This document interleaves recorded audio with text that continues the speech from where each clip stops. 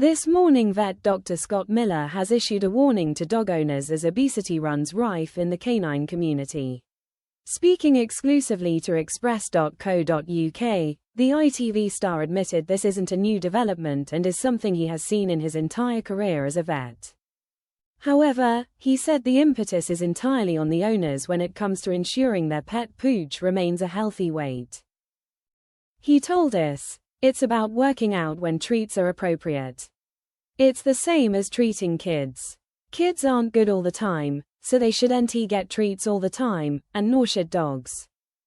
And so if you are treating your dog, or you're using that as the impetus to get him to do what you're asking, then you do need to then look at what you're feeding them for the rest of the day, and then appropriately carve out that calorie intake. So in the end, the whole amount should still be the same." The medic went on to explain the best ways to treat your dog and the most appropriate pulses to use them. He explained, "But in most cases, I would say, when you are treating dogs, if you're doing it indoors, that is just wasted calories, just calories without any benefit. But when you are out and about, you are stimulating both mind and body, and that does burn calories itself. I'd much rather a dog being treated in the park than that were treated at home. And my guess is, in most cases, the owners that are treating dogs when they're in the park, they're actually quite active. They're quite engaged with their dog, and they're giving them lots of mental and physical stimulation. So if the treat is a way in which to encourage the dog to listen and to learn and to become sort of a better companion in a safe way, I'm all for that." Explaining that common sense needs to be applied, he added, "We just always ask if they are in total at a calorie deficit, or are they at calorie excess.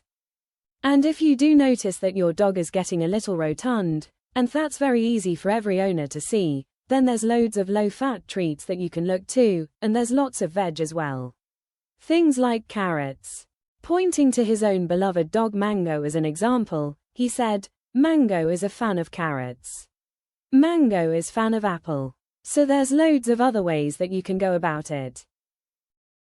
And then also foods that have a calorie concentration. So in other words, a dog feels full, but is actually consuming less calories per meal, per mouthful, and that can then chip away at excess weight. But with every treat you give, especially when you're feeding them human food, if it's a small dog and you're giving him sort of a little bit this much, indicates a strip about 4 inches, that can be like a hamburger.